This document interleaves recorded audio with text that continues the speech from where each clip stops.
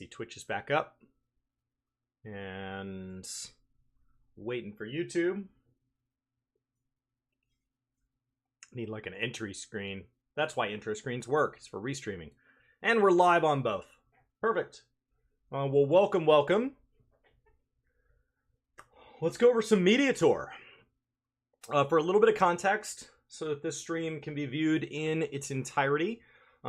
This is the Media Tour going into Dawn Trail. It is June. It is late. It is very, very late. It is already June 6th. And the Media Tour stuff just went live. The embargo lifted a couple of hours ago. And this is with Dawn Trail going into early access in the same month. At the end of the month, but it's really just like 3 weeks away. I think Media Tours in the past have been a little bit earlier. They've also been run very, very differently. So before we get started, I want to kind of talk about how Media Tours have been run, what they are for anybody that's new to the community, and Dawn Trail may be their very first one. But basically, at the end of an expansion, there is a media blitz that happens to promote the expansion. We've had our 3 conventions that have slowly filtered out information. We have had our continued live letters from our producer and director, Yoshi P. Those have continued rolling out as they always do. But now what's happening is we are blitzing. The goal is to promote the game. So what that means is that they invite a combination of traditional press outlets, you know, magazines, newspapers, things like that. It's all digital now, but the same idea, as well as this new idea of a content creator to take part in early access to the game. They have limited access, as well as there's a bunch of interviews and things like that that roll out. And then all of those are set to an embargo date today where they go live. In the past, those have been a combination of physical and digital. Last expansions was digital. It meant that because it was digital, it meant that it could be a lot of people invited. They were still staggered over several days because what that meant was you were assigned light parties because you do get to run one of the dungeons and you have access to a couple of zones. All the lore has been stripped out. You're given a max level character in kind of, you know, the most prettiest of gear. With a Chocobo mount and the Collector's Edition mount. And then you have a certain number of hours to kind of play the game, but you also get an access to maybe a presentation beforehand or an interview. Because last time's was digital, it had so many more people than have ever been invited to one before. Not everybody got to take part in interviews. So I was invited last time. I was not given an interview slot. But the total number of interviews going into Endwalker was something like 60 interviews on the Media Tour date, as well as all the interviews going through the FanFest season and in the post-Media Tour season as we build into the expansion and all the way to the 0.1 patch. So Yoshi P gives well in excess of 52 interviews a year on average, but it's not really just one every week. It's these big blitzes at times like the Media Tour that will go put 60 on the calendar. And then when we talk about physical Media Tours, Shadowbringers, there was a physical Media Tour. I was invited to that. And they pick a location, a venue. It's usually decorated in some way. It's a really neat experience. You get a couple of access, but it limits it because you're constrained to the size of the physical location. So when you talk about physical Media Tours, the invite list drops way, way down. But they get a much more intimate, much more special experience. Usually there's a couple of ways that they do physical interviews. We'll kind of see how this works out today. One of those is that they do group interviews. So 2 or more people in a room, they get to take turns answering questions. They're usually told either how much time they have or how many questions they'll get. And everybody has access to both the questions and the answers. Alternatively, one-on-one interviews. Those may be done digitally or physically. When I did my interview with Yoshi P, I've only gotten to do one. I was sitting on a couch across from him, and mine was shared with Reddit. And so there was a Reddit representative, and then there was Brian and I on behalf of Work to Game. And we were sitting there, and then we would say something, and there would be a translator. There was a community member in the team in the room as well, so they could kind of try to parse what we're trying to say, because we had a question about like Mythic Plus, for example. And so they're trying to explain that in a way that it'll make it through translation. Yoshi P does know English. He does. He's not fluent, but he does know English, because you see him nod and start to ask for clarity while you're still speaking. So he does know English. However, Yoshi P's general sentiment is that he tries not to speak English, and he's addressed this in the past, effectively because he knows how important his words are. And so if he says something wrong because of a misunderstanding of the language, we would take it very, very literally. And we would. As a community, we hang on his every word, even when it comes through a translator, knowing that it's could be misconstrued. So now imagine he's navigating a language, at, let's say, like a college study abroad student level, which is very good. You're very capable of going out to stores and shopping and having a conversation at a bar, but you're not able to answer the very specific questions that we have about a very specific technical topic. So he tends to stay in Japanese. And so my experiences at the 2 media tours I've been invited to were both lovely and wonderful, and I will treasure them for the rest of my life. This is going to be a smaller group. Now, just to address it, to get out in front before we jump into this first one. There will be community feelings about who got an invite and who did not. Some people will be excited some people got an invite. They'll be upset that other people got an invite, and the inverse will be true for people that were not included. Remember, the media tour, its goal is not to service the community. Its goal is not to thank content creators. The objective of a media tour is to get good, widespread press around an upcoming title. That is the goal, which means if you have 10 people who are all Savage Raiders and Savage Raid together and have overlapping communities, it doesn't make any sense to invite all 10 of them, because you're just going to put the same information out to the same group of people that already pre-ordered anyway. Get one of them, because that gets us some really technical questions from that portion of the community. Absolutely. Maybe 2 of them. Sure. But you can also look through that group and pick some and not others, because they're redundant. And what that allows for, especially in a physical fan fest, is for them to replace those spots with people who maybe reach out to different groups that you maybe you have never been involved with, or none of us have. And so they could be picking people who are brand new to the game. They could be picking people who have overlaps with other communities. I haven't seen the full list yet, but let's say that they think they have a lot of overlap with ESO. And there's an ESO creator who's done a little bit of dabbling in Final Fantasy XIV. I really like this game. I play it every other Friday, and I'm excited about the expansion. But I'm a big ESO guy. Great. Inviting somebody like that to the media tour would be really neat, because they would bring that experience into a group of people that could all be Sprouts. It could be a ton of Sprouts.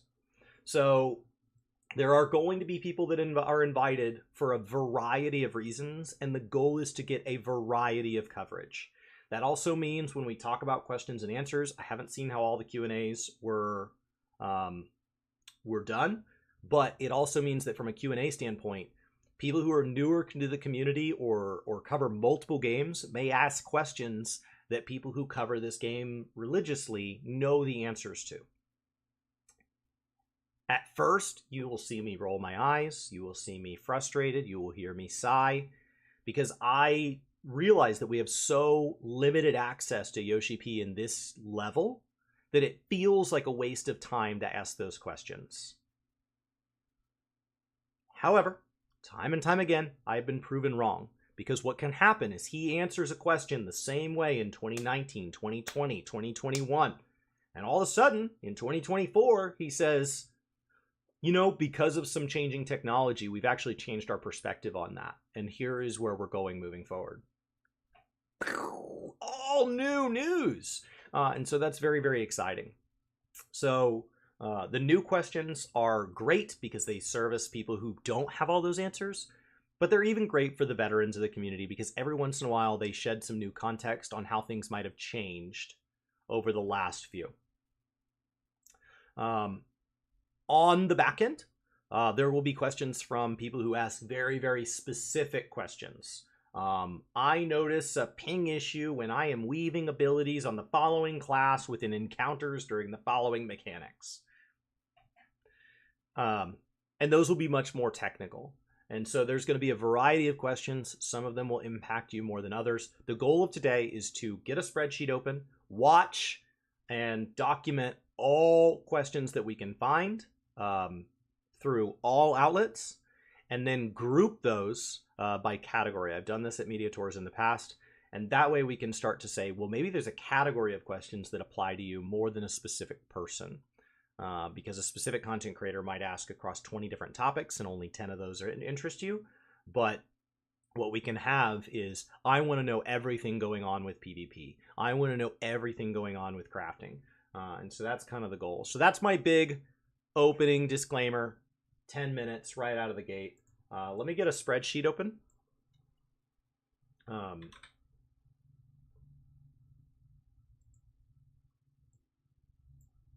This is a big hype time in the expansion cycle. You're absolutely right, Pharma Girl. Is this the first time WoW and 14 have new expansions in the same year? You thought they alternated. Venom. All right. Stand by.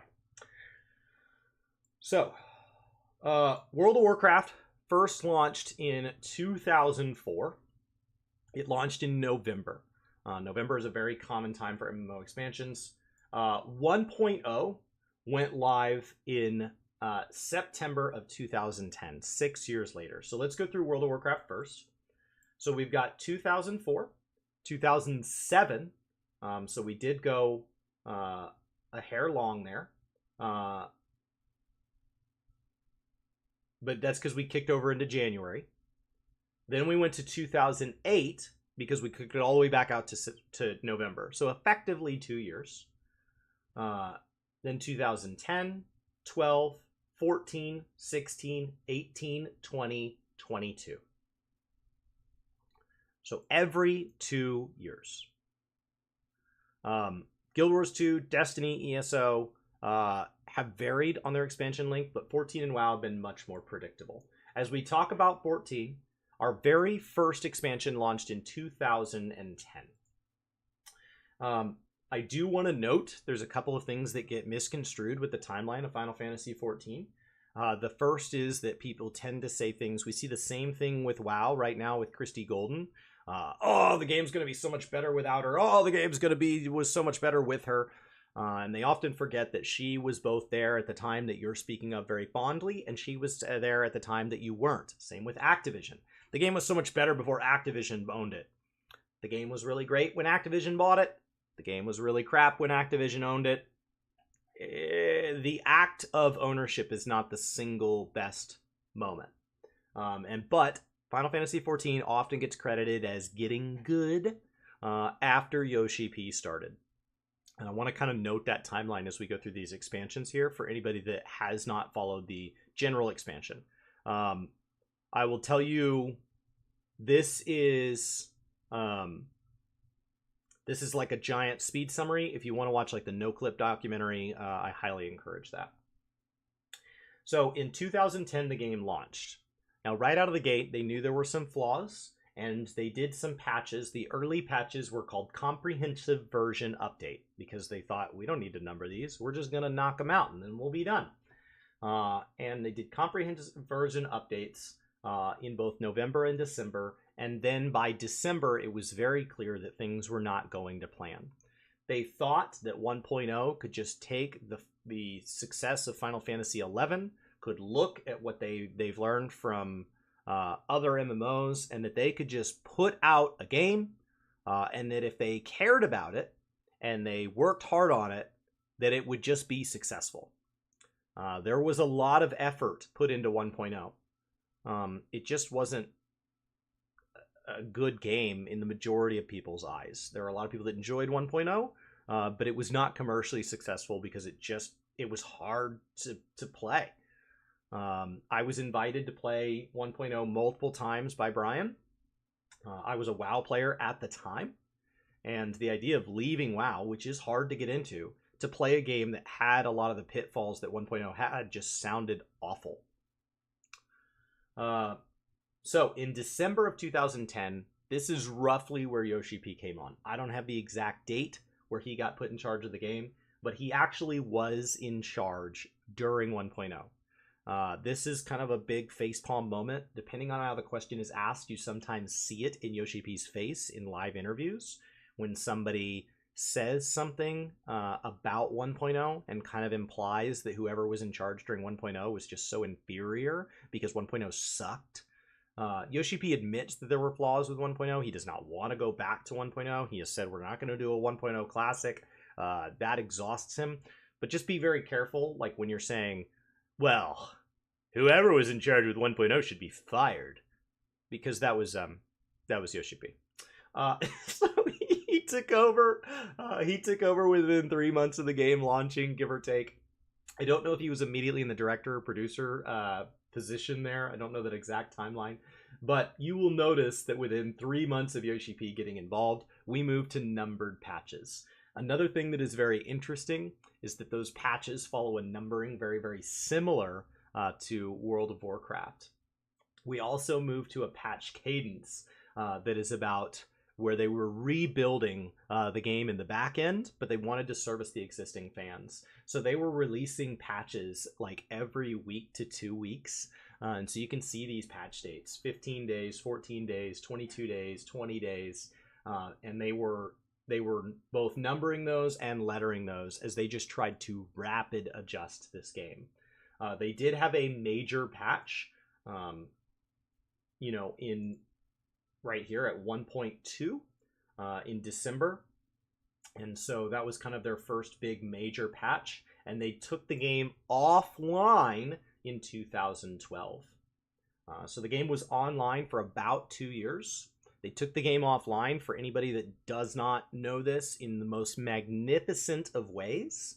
They actually had a storyline that had the world end, and the players played through that and played through effectively a meteor crashing down and destroying the world. It was a calamity, and in 2.0 and on, we refer to these calamities, and one of these calamities was lived through by 1.0 players.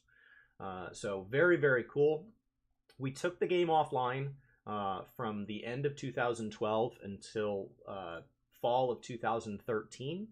And that is where we get this idea of, do Final Fantasy XIV and do World of Warcraft alternate years? Because Yoshi P has been very clear that a lot of what has made Final Fantasy successful is what they learned from and copied out of what they liked and admired out of World of Warcraft at the time. And so they were comparing it very, very heavily to Wrath of the Lich King and early Cataclysm. And they were learning a lot from that. And so even though Yoshi P's primary MMO that kind of brought him up is Ultima Online. So that means that we're on 2-year cadences. So we've got 2.0 to 3.0 in 2015, 17, 19, 21. So we are odd numbered years. So odd numbered years get Final Fantasies, even numbered years get WoW. So is this the first time that we have had a WoW expansion and a Final Fantasy expansion within the same calendar year? Yes. That is atypical, and that is because Final Fantasy is moving to an even numbered year. So I'm sure there's somebody out there that says it's BS that WoW is trying to piggyback off 14, but I would like to note, if it was an even split between the two MMOs, because they do share a player base that hates that they share a player base, even numbered years was WoW's turf. Like, I don't know what to tell you. They've been on even numbered years the whole time. So Final Fantasy came to them, not the other way around. And that's just a result of the changes in the development cycle over Shadowbringers and Endwalker. World of Warcraft, the word development cycle is more of a development methodology. It's a mentality. It's a brainstorming session, and it is something that is up for debate and negotiation every single time. So the number of patches that an expansion gets, how far those patches are apart as we move through this. Burning Crusade had a patch 1, 2, 3, and 4. Wrath of the Lich King had a patch 1, 2, and 3.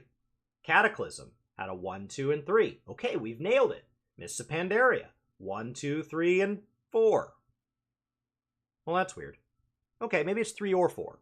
Maybe it's an alternating of 3 or 4. Warlords of Draenor, 1 and 2. And one of those didn't even get a raid tier. Legion, back to 1, 2, 3. Battle for Azeroth, back to 1, 2, 3. And so, the number of patches they have vary. And the number of days between those patches also vary. But they managed to keep their releases on that even-numbered cadence. Final Fantasy, however, always has the same number of patches. If we scroll back to the top here, and move me,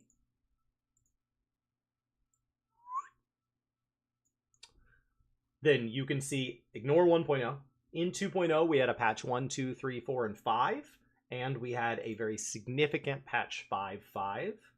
In 3.0, 4.0, 5.0, 6.0, we have had a patch 1, 2, 3, 4, and 5, and a very significant patch 0.55. So the number of patches is fixed. So the number of days of those has to be very consistent, or the expansions will slide. Over the history of Final Fantasy XIV, the number of days between patches is usually very consistent. The expansion to look at is Stormblood. 117, 112, 112, 119, 112.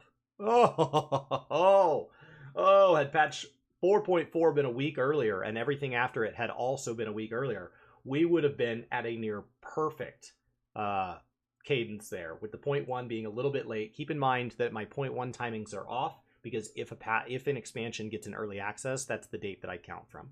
Because MMO players, it's not like people aren't going to log in. Come on. Even if you lock it behind a super expensive edition. Thanks, WoW. Super cool. They're just very consistent, which means when there is a delay within their patches, they don't cut the number of patches to get the expansion back on time. So the reason Final Fantasy XIV slid is it started right here in early 2020 when we had a patch cycle slide up to 182 days. And we know the original timing because Moogle Tombstone events are always 29 days before a patch, if at all possible. And that one was 92 days before a patch. So that 70-day delay is not only something we can see within the patch cadence, but the Moogle Tombstone event went live as planned. It just was them trying to adjust. And ever since then, we've been trying to make that 70 days up. In Endwalker, in order to protect the devs' mental health, we lengthened the patch cycles just across the board. So now we've got a longer cadence cycle on the same number of patches with a 70-day delay that is unresolved.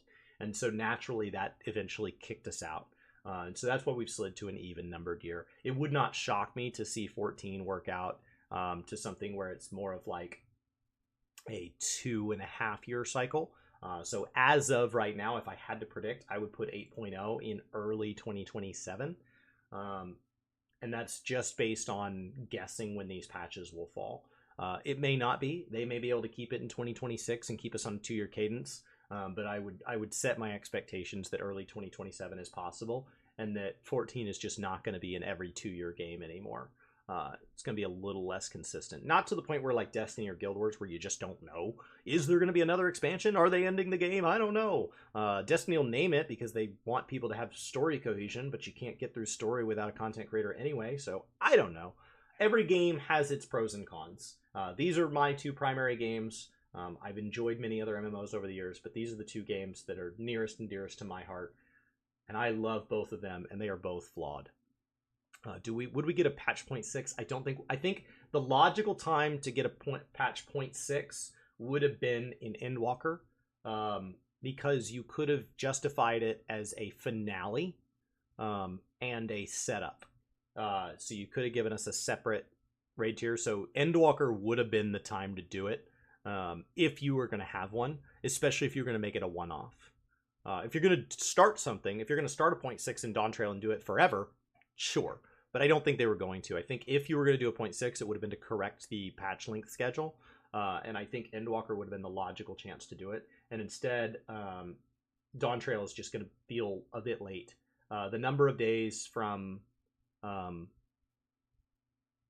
the Savage Raid to the Savage Raid is always very long, but this is I believe a record. We'll end up seeing the number of days, but I think we're looking at a record number of days between 0.4 Savage going live from Endwalker and 0.0 Savage going live in Dawn Trail. So the longest amount of time we've had without end game raid progression. All right. So we did a 10-minute summary and then a 15-minute derail. We're off to a great start. All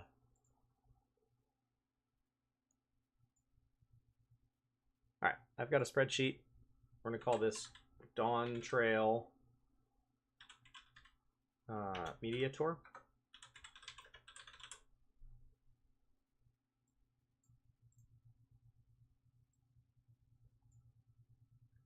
And then I'm going to open Discord here. Stand by.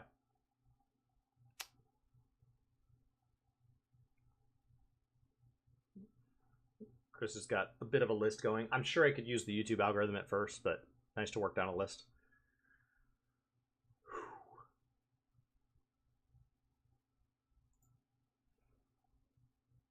Okay.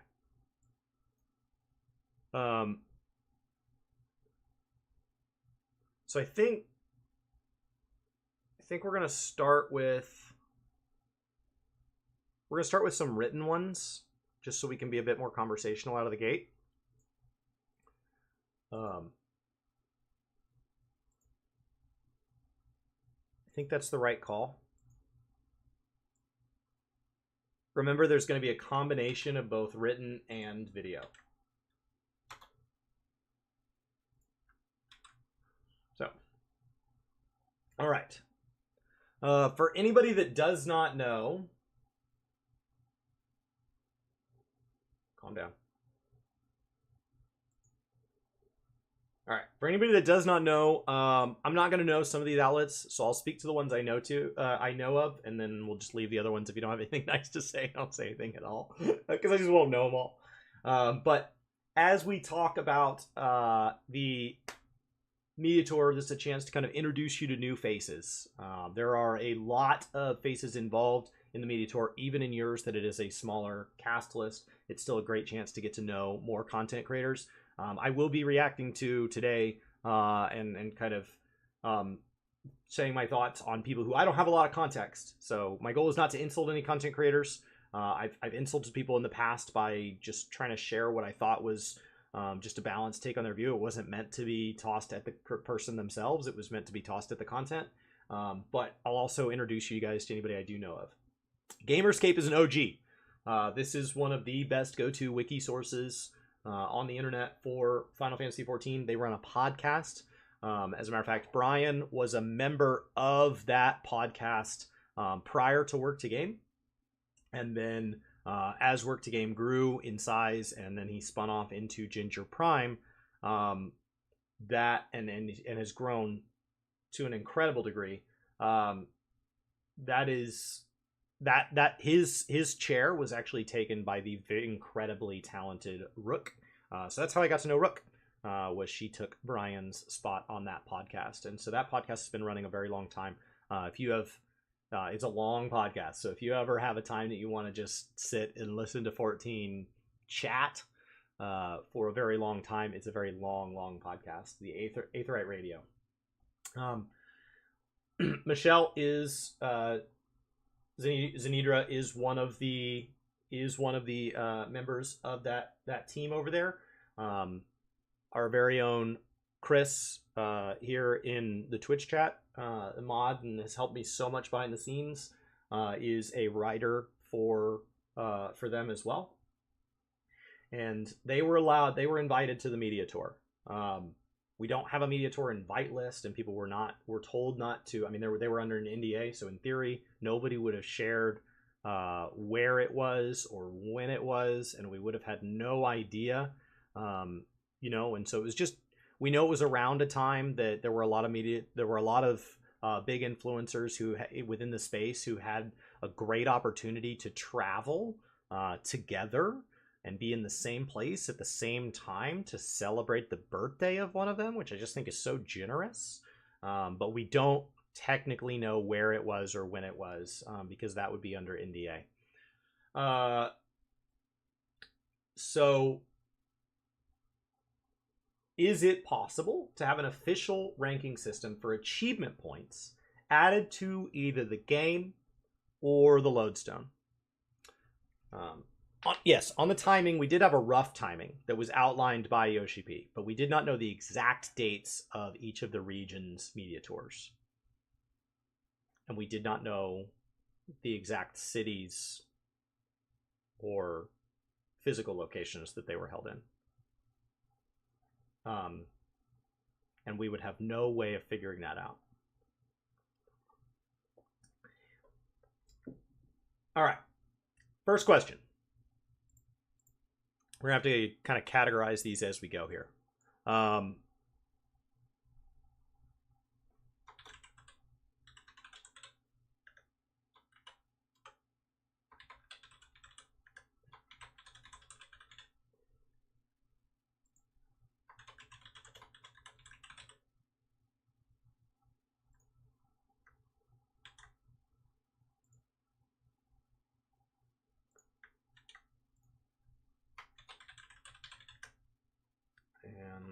question. All right. What I like about written ones is I can literally just copy paste. We're going to have to do some translation and stuff, but we'll get there. So, is it possible to have an official ranking system for achievement points either added to the game or the lodestone? I would like to note before I even read the answer, there are unofficial versions of this. So for anybody that wants to use those, some are they just have different goals in the way that they're used, but they're very cool. They allow you to kind of look for ways to explore the game or give yourself goals, especially during the down times. So very neat idea. I will note one of the questions within how do you handle that ranking is, do you count achievements that are still achievable by everybody, or do you count all achievements? Because there are a lot of achievement points in the game that get removed, such as seasonal events. Those would be named feats of strength within World of Warcraft. And so in my mind, if a person downloaded Final Fantasy XIV today, it should be theoretically possible for them to hit #1 on the achievement board through time and effort. And so if an achievement is no longer accessible because the content related to it is no longer possible, I think that should be converted into a feat of strength style thing, and should not have points associated with it. That's my personal take on this, but I love these rating systems. And when I was a full-time content creator, I had goals to get within a certain number of rankings of the world best. All right, Yoshi P. So, question number 1. Looking at achievement ranking. From a technical standpoint, it is technically possible, though if we were to implement such a system, I feel like people who are going to be top in that kind of rank will kind of stay in the top. What do you think? A person who has achieved, they've announced what they've accomplished over the years.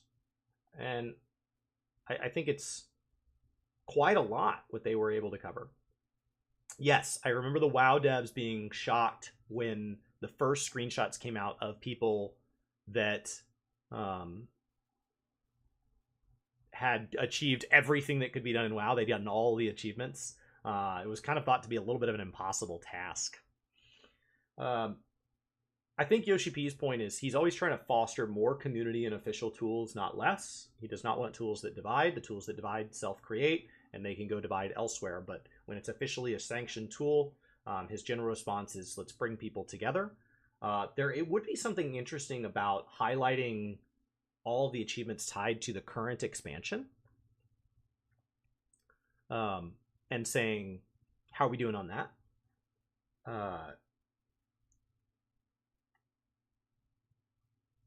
It's interesting. I think it's best left as an unofficial tool.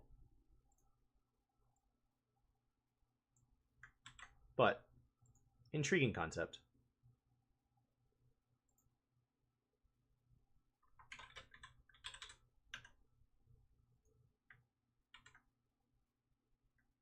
All right. And then Venom said Viper or Pictomancer, which seems better. Pictomancer. I'm not huge on melee DPS. Tanking's fine, but I've never really enjoyed like positional based jobs, and I think positional should be in melee. You're already standing there bashing on them. If you don't have to be positional, you're just standing there. So like I think the act of having to adjust to that's I think really neat. So all right, question number 2. Is there any chance we'll see more PvP content that caters to pre-made light party groups for Crystalline Conflict, such as official hosted events outside of FanFest or systems implemented to encourage competitive light party play?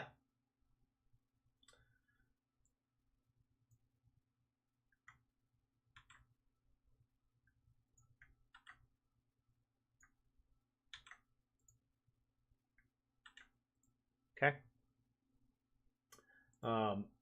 Right now he's clarifying. We want more team matches. So from a technical standpoint, it's not impossible. But then we're going to be making updates to PvP elements starting in patch 7.1. We already knew this. There would be no PvP within the initial expansion, just like there's no, what are they called? Not extremes, Unreals. There are no Unreals. The initial patch is already such a big patch that there are a lot of things. There's no Relic. There's a lot of things that kick out to later points within the expansion. And PvP is definitely one of those. That includes the ranked matches as well.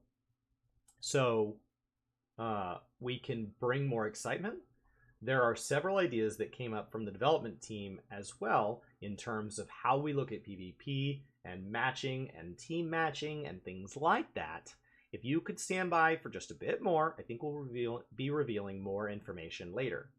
As for tournament and hosted events, we are still going to be doing China and Korean fan festivals, and they're also doing a Crystalline Conflict Championship on their end as well. So once that is settled down, I think the teams can go back and discuss ideas of how we want to do future tournaments. It's a very interesting concept. Tournaments, I'm sure they're always fun, and now that we've got these different regional championships, it might be interesting to have those championships pitted against each other to see how they would compete. The logistics of having a global one would be absolutely nuts. They would be absolutely preposterous. So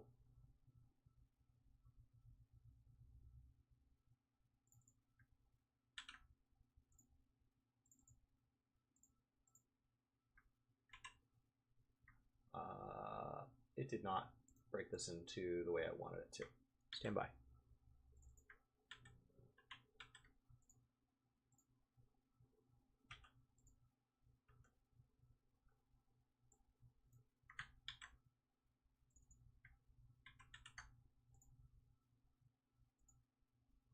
All right. Perfect. We're going to make a mess of this spreadsheet. We're going to make a huge mess. It'd be very cool to see them do PvP.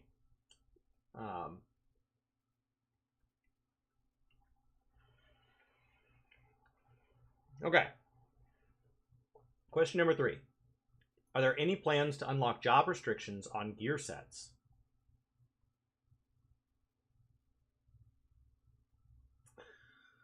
You guys do a great job of giving us a variety of gear styles, but not everything is always going to please everyone, and sometimes players might see gear for a different job's gear set and that they'd prefer from any given content. Might the idea of unlocking non-AF gear ever be considered at this stage in the game?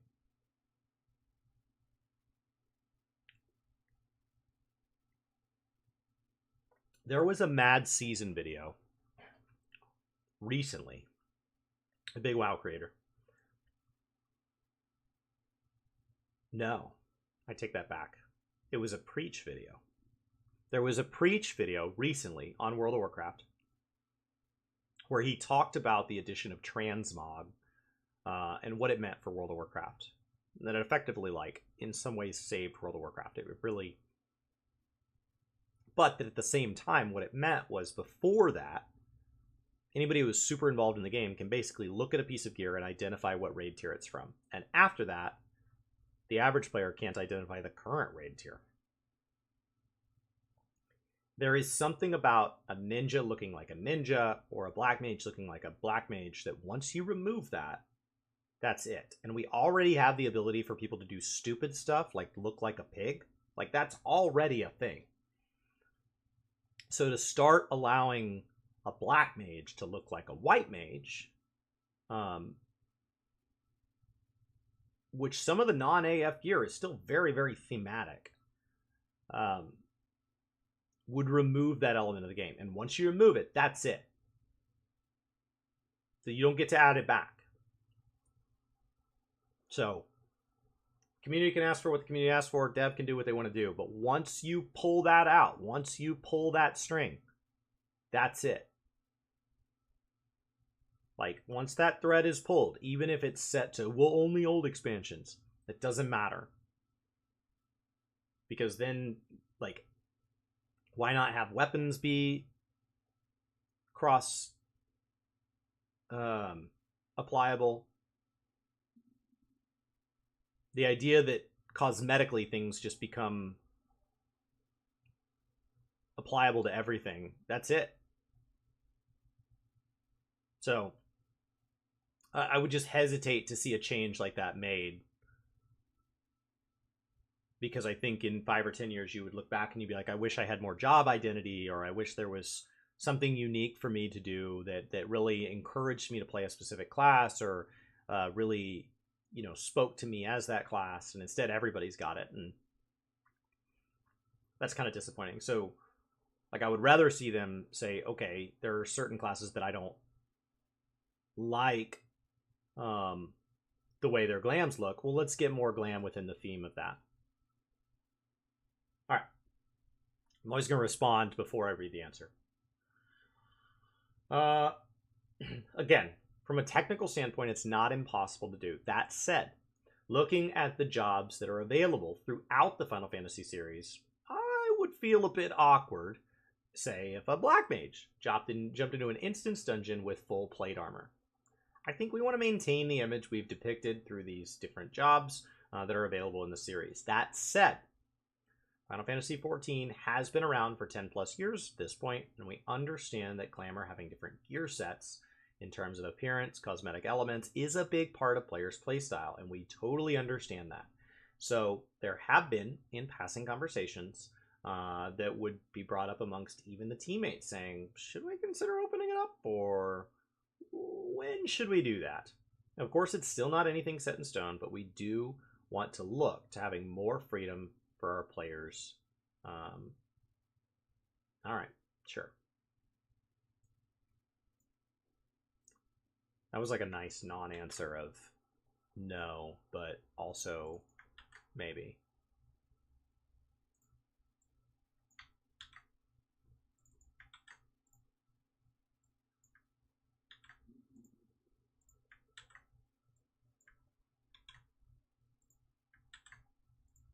All right.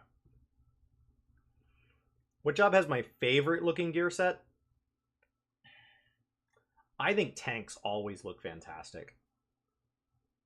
I think tanks just in general are just so well done in this game. Not every game does it. Some just turn them into like beefy boys and that's it. But there's just an elegance to 14's tank gear that just in general I find always really, really awesome. I like it. I would rather see them open up more glam to things like Roth than worry about this. So, I don't know. It's all of the tank gear. It's the Paladins, it's the Dark Knights. It's just that, you know, as a warrior main, I love my warrior gear. I look at it, I enjoy it, and then I turn it back into a pig.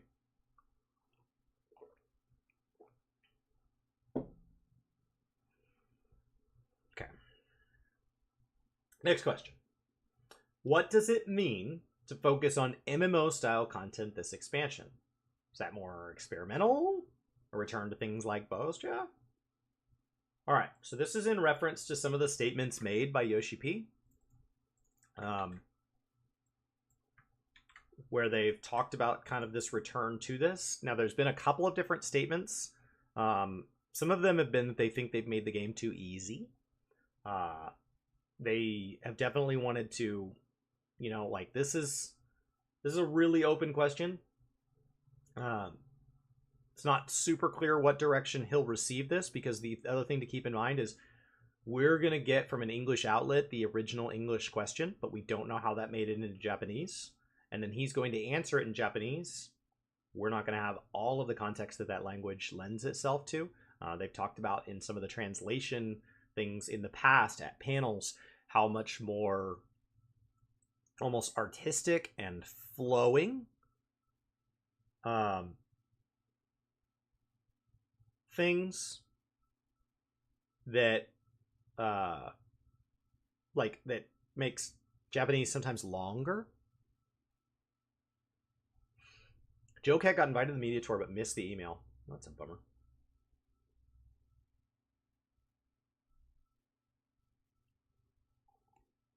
I was in touch with the team that hosted it, and I didn't ever see anything from them.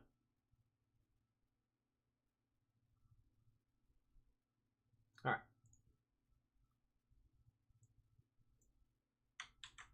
They didn't ever tell me no. I was in touch, but didn't tell me no. They just silence. There was a thank you, like, we're glad to know you're interested, and we're working on the lists and the details, and then they've got a lot on their plate. They don't owe me a response. But Joe Cat's a lot bigger than me. That's a bummer. It won't just be size. It won't just be size. There will be small creators that get to go. So, early in the stream, I went over it in a more lengthy version, but it is not a... It's not based on who they like or don't like. It's not based on some form of merit where there's some... If you're this tall, you get to ride the media tour. It is literally just what gets them the widest and best reach. So, but I'm sure they are just as bummed to people that didn't respond as people who would find out that they were invited and didn't get to go or couldn't go. You know, there's people who have other things going on in their life. All right, open-ended answer. What does it mean to focus on more MMO-style content? For this, we're looking to the next 2 expansions, where we're sort of bolstering our multiplayer elements. And one of those elements, we made an announcement for this, but we were looking to develop a large-scale field exploration type content. Something along the veins of Eureka or the Boston Southern Front. So once information becomes available for us to disclose, I would like to take an opportunity in a future live letter to introduce the theme and some of the content that may be available in the area. It is a large-scale project that we're taking on here. So once we're able to tell you more about it, we'll make sure to do so. I hope it takes place in the New World. I don't like when they use it to take us somewhere and now we don't have to go there for real. It would also be valid, in my opinion, to go back and do some like Ilsabard stuff. Somewhere we have been. So it'd be neat to use it to kind of restore and reclaim like some fallen part of Garlemald territory.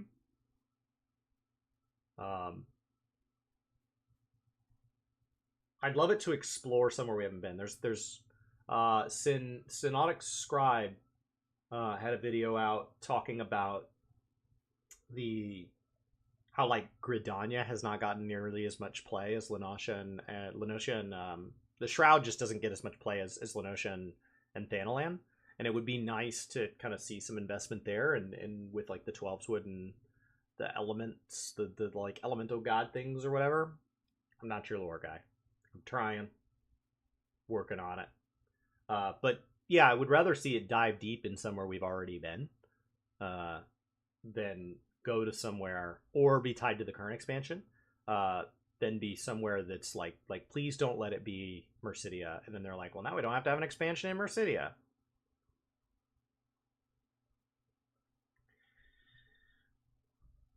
The Ishgard restoration was very successful in terms of interest and bringing crafters and gatherers together for content. Will there be a Garlemald restoration to do the same? This is not the first time we've had this question. This question was first asked the moment that they showed us Garlemald, and it was all trashed. There were two questions immediately. Will there be a Garlemald restoration? And will I get to live in Garlemald? Housing? And Yoshibi was not ready to answer it at the time because those questions first popped up before Endwalker even went live. So he's like, what? Around the same question. Also questions like, moon housing when?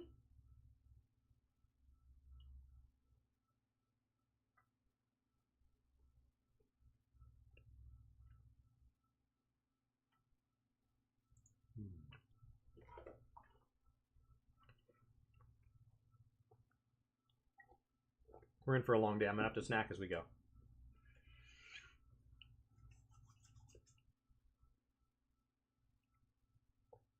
All right. In terms of the sort of lifestyle content, we have already mentioned this in our announcements, but throughout the 7.x series, we will be introducing cosmic exploration.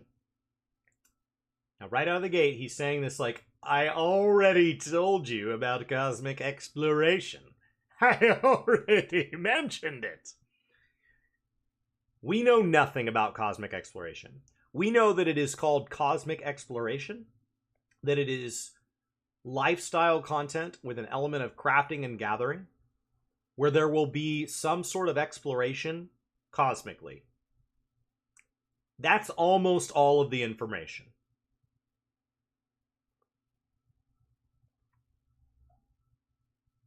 That's 99% of what we know about it. Everything else is reading into like punctuation and tiny little things. So, in terms of answering your question, I've already told you about cosmic exploration. Where our disciples of the land in hand will be participating in large groups to accomplish certain goals.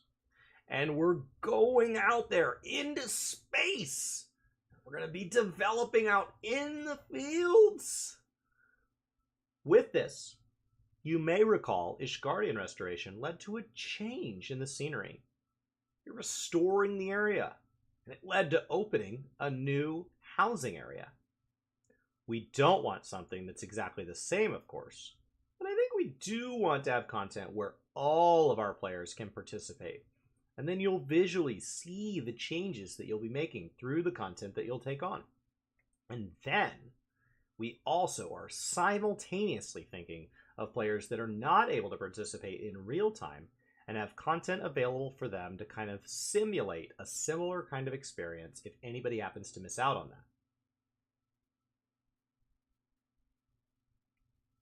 All right.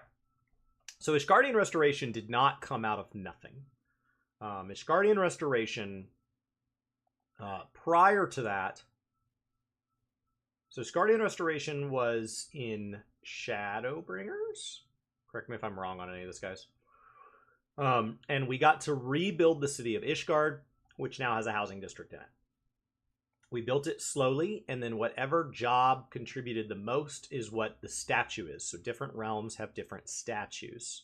and there was titles to be claimed for the top participants that contributed the most, as well as if you grind it ridiculously, you get to ride a pterodactyl for the rest of your life.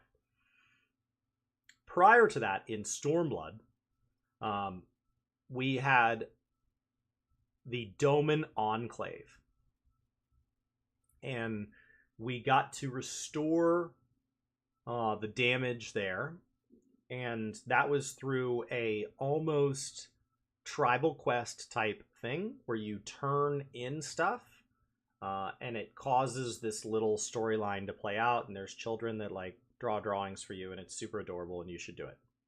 But it's your Doman Enclave, and it's yours that's opening up.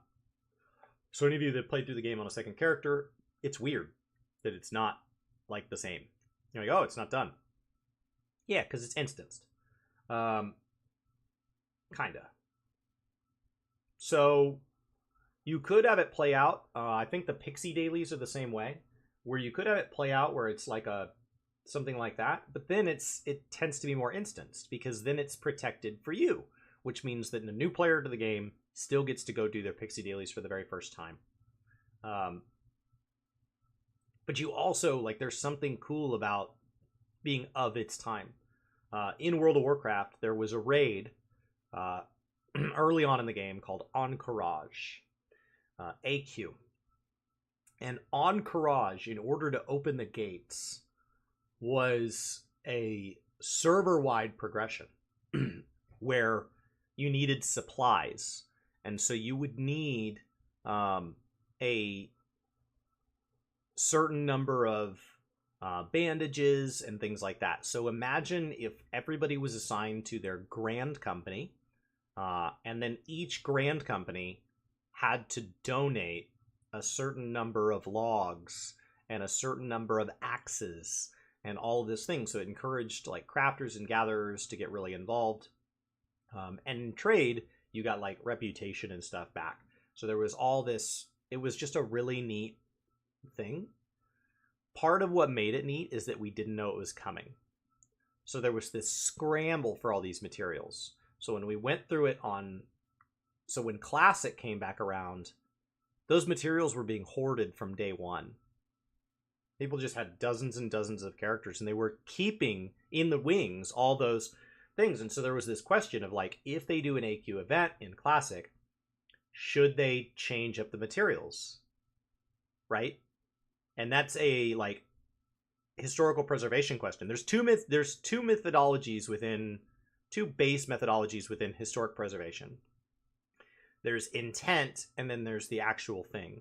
So if I have the coffee table of a historical figure, it's going to be stored in a museum in a hermetically sealed case. And what is significant about it is that it looks like and was maintained ideally as close as possible to its original intent. You see that in paintings and statues. We try to keep them as close as we can to their original state, and they're just preserved for all of time. From the other side of it, you could have said, all right, what if we preserve the intent, right? That back to the coffee table. What if we still use it as a coffee table? And as it gets damaged, we fix it with modern epoxies and all these things. The idea being the person who made that coffee table would have used these materials if they had had access. If they had all of the knowledge of today, they would have behaved differently. So we are going to follow their intent because we have it documented or something like that. So in that case, if you're going to do an event like this, you don't want to exactly copy, because people will be prepared for an Ishgard restoration. People will be prepared for an AQ unlock. You want to catch people off guard, where there aren't strategies pre-employed, where there's not haves and have-nots within this. Part of the reason this current MOP remix stuff was problematic was not because they missed something with the frogs. It's problematic because the knowledge was already out there. It's possible the current developers on Mop Remix were not aware of those exploits from Mists of Pandaria. But when Mists of Pandaria was live, those very same exploits mattered. And a lot of what made those exploits no longer useful is that the content aged out.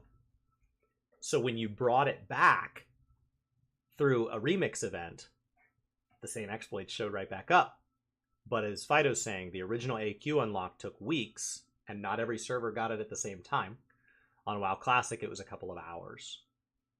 So if their goal is to recreate an Ishgardian Restoration, ideally they want to shock and awe us a little bit so that it's not the same people like Chili here in chat who did very well in the Ishgard Restoration leaderboards. Well, now, A, there are going to be some people that just don't want to do the same thing again, and they won't participate. And B, the people who do, the ones who did it last time are going to have this huge leg up.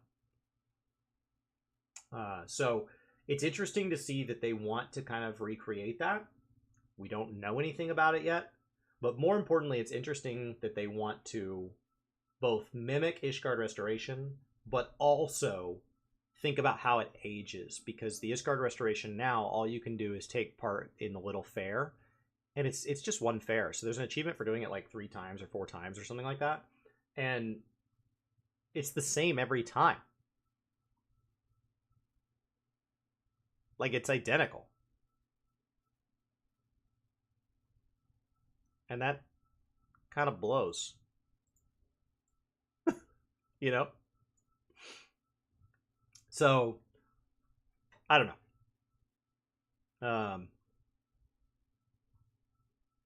I don't know. We'll see.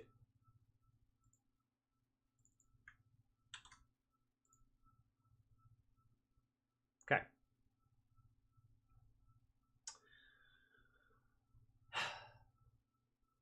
The update to the blacklist system was an unexpected and incredible change.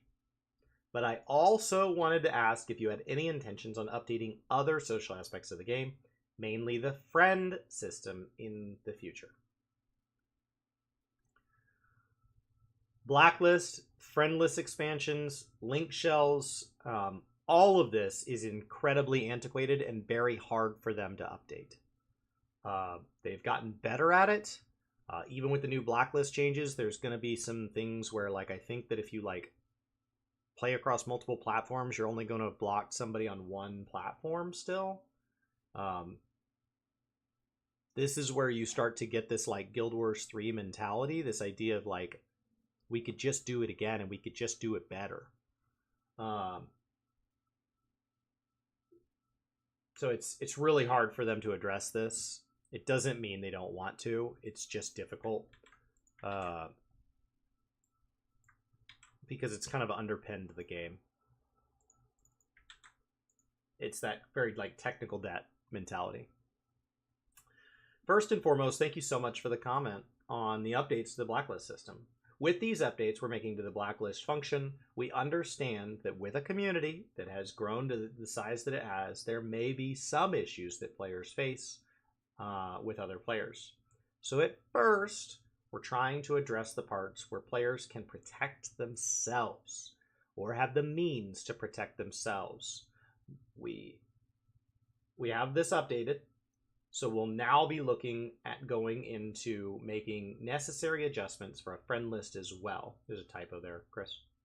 That goes for our mentor system as well.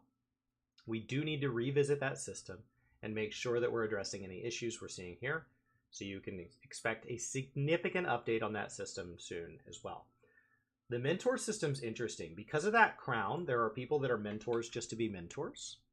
WoW has a mentor system, but the only people that see the crown are the other mentors, is my understanding of it. I'm not one. So the rewards aren't as significant, so you don't have as many people participate, but everybody that does participate wants to be one.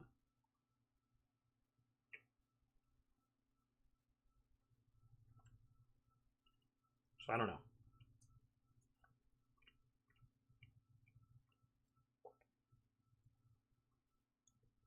one of the biggest issues with the new changes is that you can't blacklist someone if they don't say anything in chat. And Flareon, I don't think I realized that.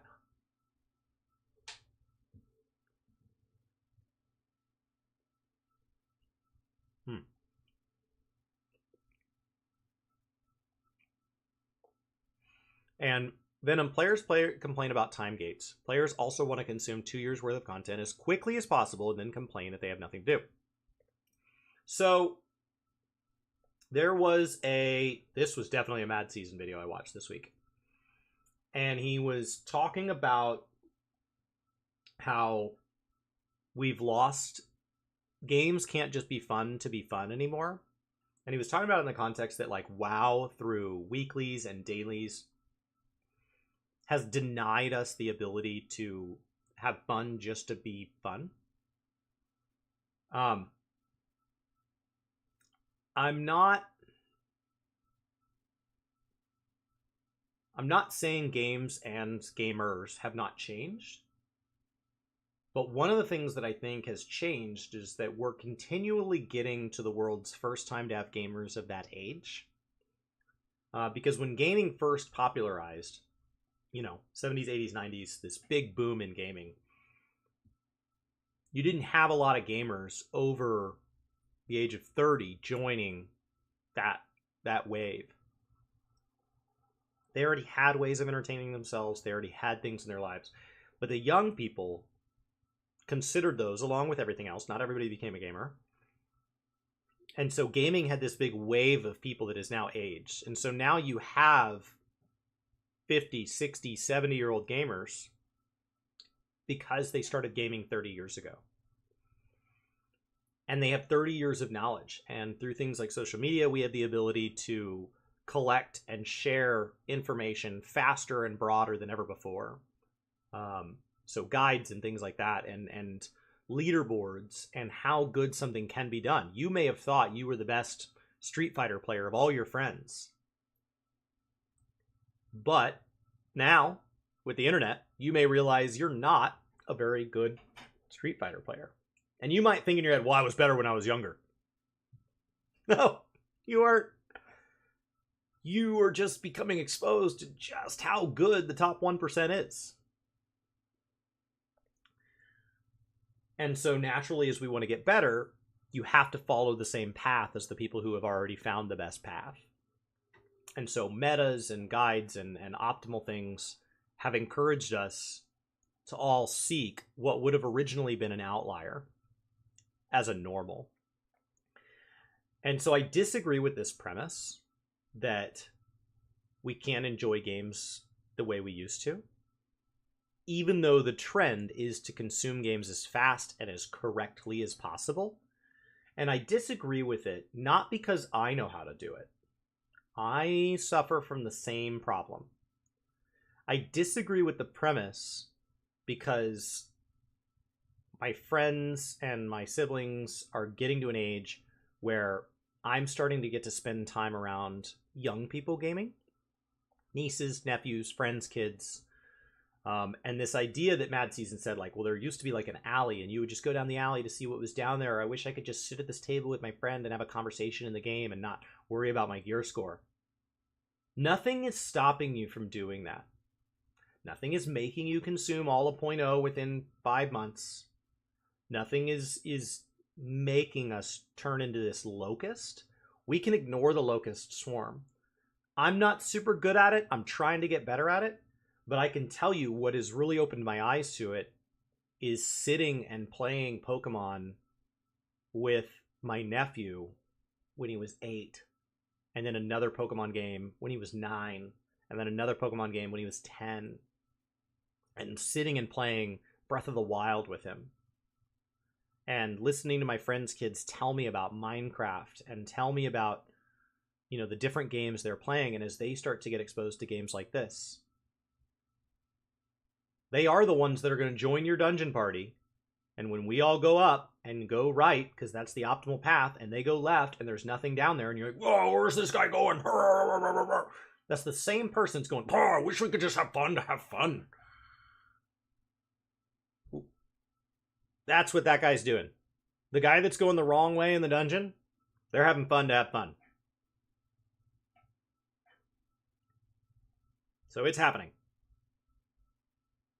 So the very same person that's complaining that games don't have enough content and we're forced to play it optimally and consume it as fast as possible is the very same gamer that goes onto a different thread and says, well, this idiot didn't even have like all their buttons on their bar. Yeah, because they're just playing to have fun.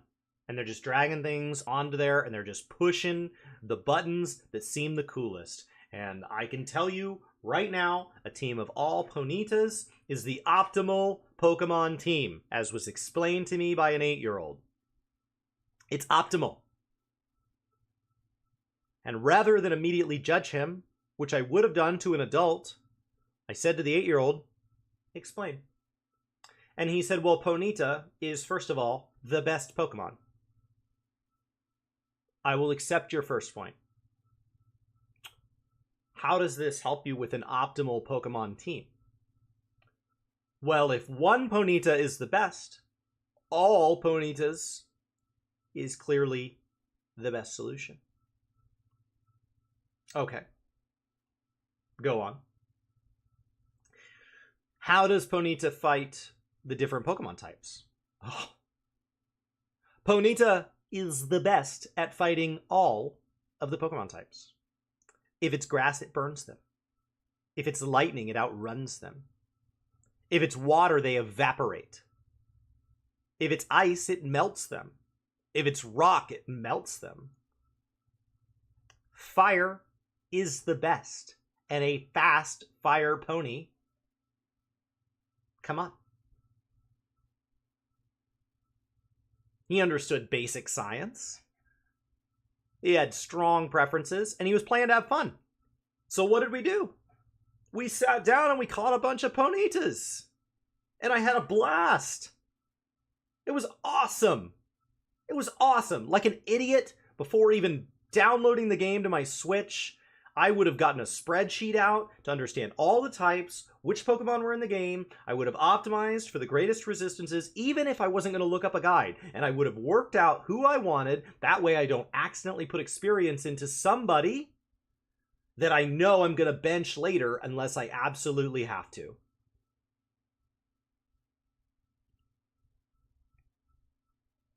And halfway through the game, I would have been like, I'm kind of bored with this. I'm not even having fun. He's not even out of the first zone. He's having a blast.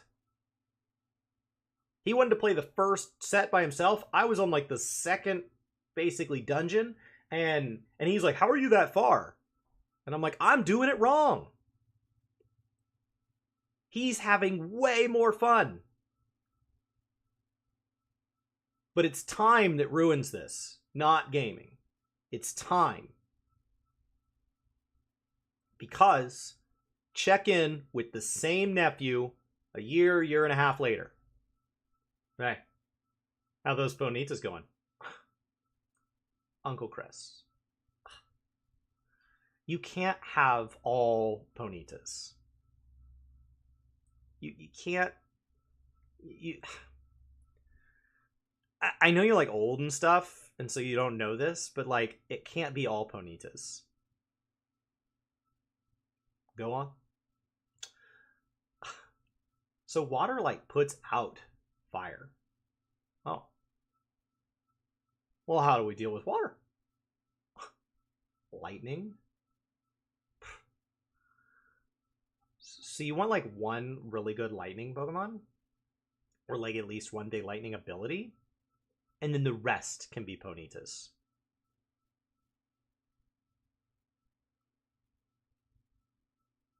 Okay. And we charge on. Done. Done. And to you Pokemon fans out there, you're like, that's wrong. That's wrong. That is suboptimal. What an idiot. He's having a blast. Check in a year and a half later. So 2 types of Pokemon. Right? It's a game of rock, paper, scissors. You need a whole bunch of rocks and 1 scissors just for the occasional paper, and that's it. Excellent. Okay? What is the optimal team now? Now he's 10. 11. Tall enough to ride rides. I buy cool things. I'm not good at keeping track of the number. All right. Tell me the optimal team. How many Ponitas are we at? Why would I have a Ponyta? Ponyta's not even like a good Pokemon. You don't like Ponyta? I love Ponyta. Ponyta's my favorite. Except that I have some other favorites. So if you're going to get me like a binder or something, I don't want Ponyta. Oh. So what do we do with Ponytas? You catch like as many as you can. Every time you see a Ponyta, you catch them. Every single time. And he does talk like this, like his hands fly everywhere. I love that about like, I don't know what age boys stop doing that, but like multiple of my friends' sons who all never met each other, all do it. But just, so maybe it's just coincidence, but all of the young men in my life fling their hands everywhere when they talk. It's just like, every time you see a Ponyta, you just like catch one. You just catch it every single time. You catch it every time. Okay. And then what do you do it? You store it. You don't use them. They're not very good. Oh. And then who's on our team? Like, good Pokemon? Oh. So, like, the meta self-establishes. And he is on the same trajectory. And so here I am, much older than him, and I'm in a stage where when the game comes out, you want to consume all the content as fast as possible, even if you're tired, even if you're not enjoying it. Who cares? Consume all of it. If it comes with a good reward, you have to do it. You have to do it. Even if you hate it, even if you strongly dislike the content, you have to consume it. You must do it in the most optimal and ideal way possible. And then you must be absolutely pissed that you were forced to do it and that there's now nothing left to do and there's nothing fun and the devs just want more money and they're a bunch of greedy jerks. And it took me roughly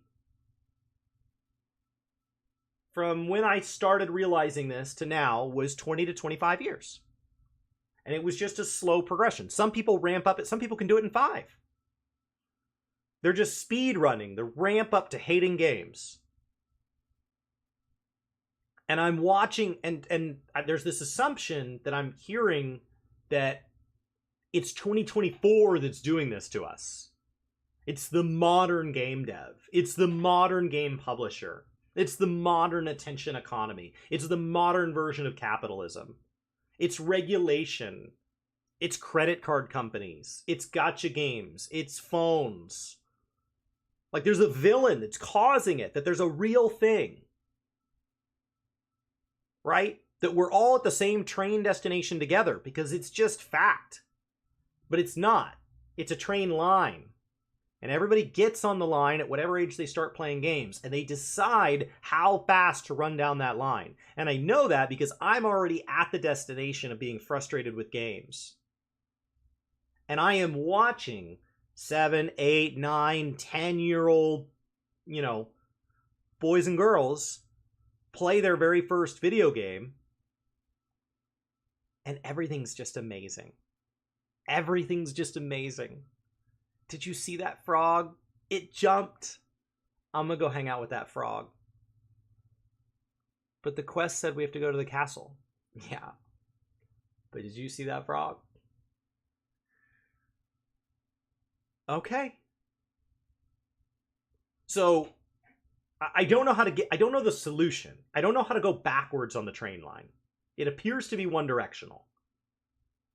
But the idea that the destination has already been achieved by everybody who has and ever will be born is false. So we don't need to ask ourselves what's wrong with the destination. We need to ask ourselves how to go backwards up the line.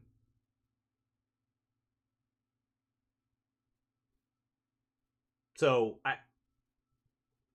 that's been my realization over the last couple of weeks. I got really frustrated watching a Mad Season video, And it reminded me, like, wow, when I was streaming 10 hours a week, this would have been in like a bunch of clips. But instead, I was just watching it on my phone. And I'm just as loud and animated. Nobody was home. I was home, my dog was sleeping, and I'm just like, no. I'm just staring at my phone. No.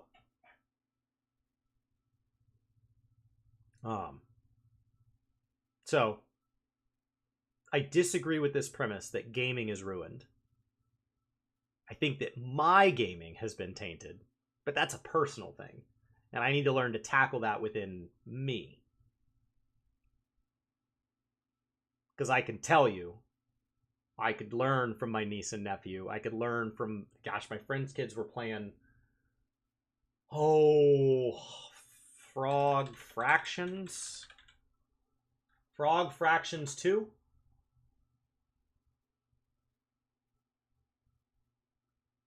Having the time of their lives.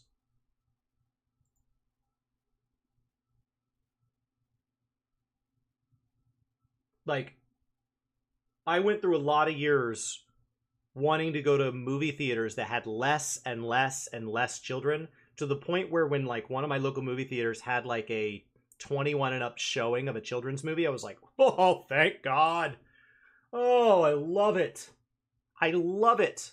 Because I can go there and it will be people that will put the phones away and will not talk. And then they had separate showings that were like, bring the iPads, whatever you need to do. It's gonna be chaos. You've been warned. And I was like, that's awesome. Segregate people into the different experiences. And I still don't want to be in a movie theater with random people's kids.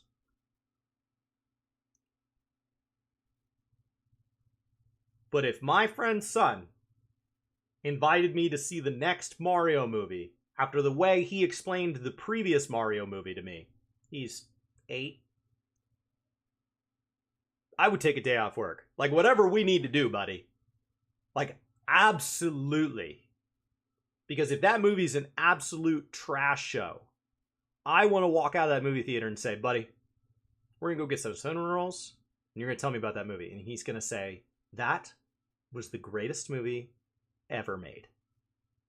And he's going to totally explain to me why. Mind's going to be blown. At one point, he was like, what?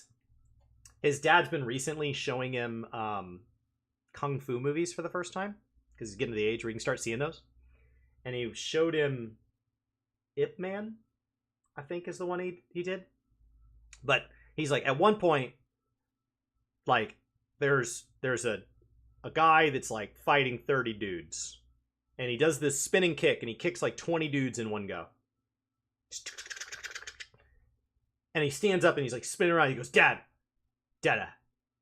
I gotta learn to do that. And it's like, yes, you need to learn to do that. Like, obviously, like, we need to stop what we're doing. There's a joy and a delight, but it is not 2024 that ruined it. It's age. Age is what ruins it. And it's relative age. So even if somebody's never played a game at 40, they get to enjoy a game for the first time at 40. It's the amount of time and experience that you've had from when you first experienced something. That's the problem. It's the jadedness that comes through repeated minor letdowns. Every time you wanted there to be something done a different way and it wasn't, it just chips away at you until eventually you just assume that everything you play is going to suck. That there's going to be a problem with it.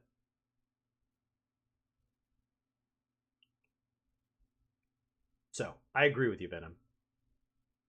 If you have a problem with gaming, you're the problem. The great news is, you're the one who can fix it.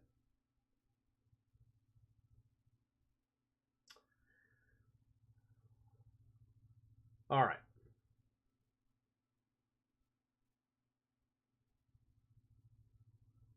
Now,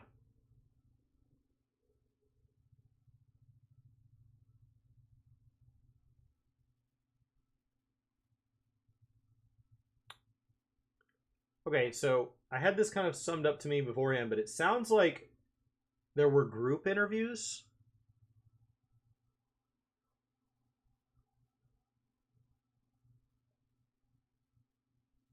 So is this just Gamer Escapes questions, and each media outlet was supposed to be really courteous and only report on their own, but they were all asked in a single room?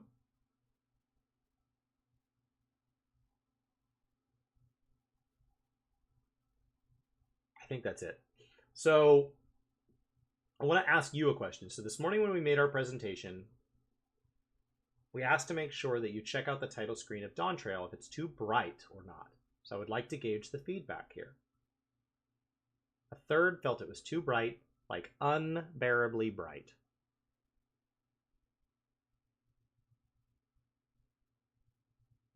Okay, Gamer Escape asked one of these questions. The rest are from other outlets. That's disappointing. That means we're going to have a lot less questions today. The crowd explains that the title screen itself is fine, but the flash of light right as it comes on screen is too bright. I see. So it's the flash that happens right before the big entrance. The image was you have this foggy scene, then you open it up. Okay.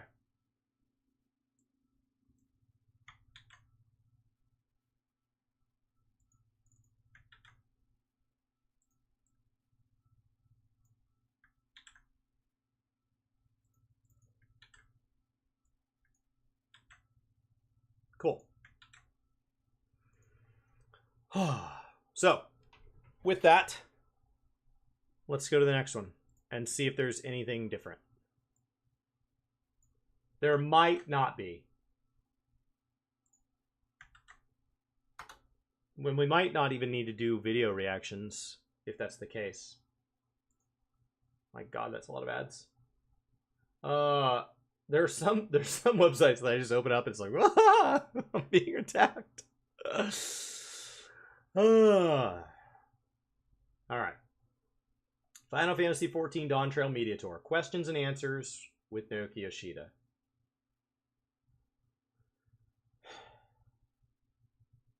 He took the time. Questions from everyone who attended in the form of a general Q&A.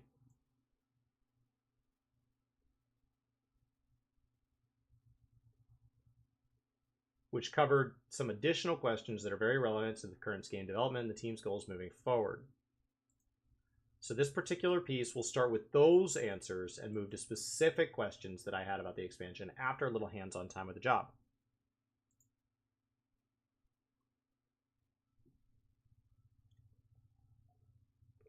The first question is about Yoshi P's comments when the expansion launch was revealed, talking about more rewards for players.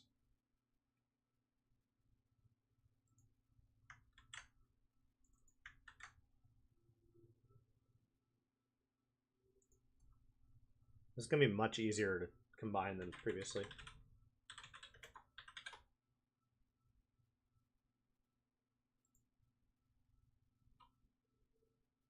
You don't know if some of the outlets are from European Media Tour. Oh, you're right. Okay, so we would, if nothing else, we would have 3 media tours to track down. Even if it's, so we would at least have 3 group interviews. All right. So, right out of the gate, one of the things Yoshi P talked about was more rewards. And there was some snarky things like it's probably just going to be more materia. But there was this idea of like, are they going to expand what we buy with tomes? Are they going to expand the number of things we can earn? Like he's been really, he just kind of threw the phrase out there. Like, what are these rewards going to be? So there has been kind of an ongoing question of what is that? Yoshida explained that it's important to note that the number of tomestones players will get on a weekly basis, nor the item levels will be drastically changing. Rather, it's an understanding that the game has a lot of different kinds of dungeons. Variant dungeons, cited as a specific example, don't offer enough rewards for players to keep on exploring the content. Our goal is for the rewards is to add more minions, more mounts, cosmetic equipment, and so on to incentivize players to take part in content. Another goal, however, is allowing content to award more gear that occupies dead spots within the gearing curve. The idea isn't to wildly change how the game currently works, but to make sure that everything feels rewarding to do. Can we please just put the variant dungeons on the odd-numbered patches and then drop Savage equivalent gear? It doesn't break anything. World progression's over. So the dead spots within the gearing curve, right? So the gearing curve is like you've got your trash gear that's just handed you from quests. You immediately ramp up into dungeon gear, and then you kind of head up into, raid gear, alliance roulette, raid gear. You have crafted gear in there, with and without materia. Then you've got your savage, and so like the item level kind of ramps up, and then on your weapon you've got this relic that kind of just anchors that at a nice, decently high level for casual gameplay. And I don't know that there's like a lot of distance between any of those, so it doesn't feel like World of Warcraft, where like they're constantly trying to rectify that everybody wants the gear that allows them to do the hardest content, but there are a lot of people that don't want to do the hardest content.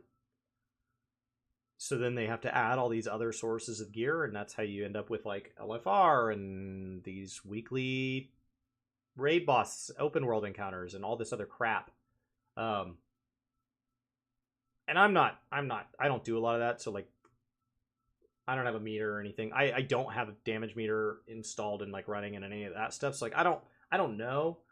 Maybe there are issues, but I think the bigger issue is that I hear vocally said from the community is what happens to people that want to gear up multiple jobs through Savage, and it kind of breaks a lot of stuff. So it'd be nice if on the odd numbered patch it shouldn't break anything. Right? Or it's additional augment items or something like that. It shouldn't break anything. Because at that point it's, hey, I'm going to do a second raid progression, but I prog this tier on a tank and now I want to play healer. I shouldn't have to re-prog healer to get Biss. Like, I could just go get Biss. Like, it's fine.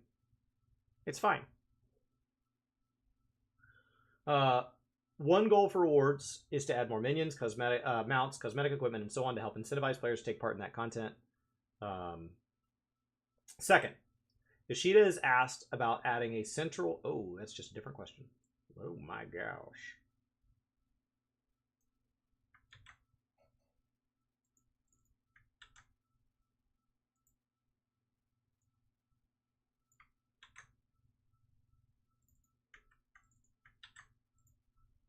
Okay.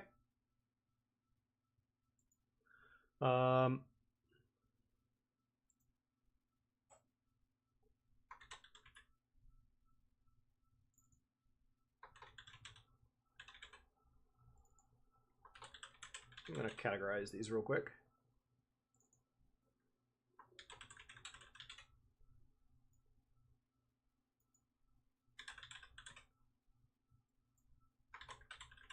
We're going to see how many questions we actually get today. It's probably not many. The Gamerscape interview was good. Yeah.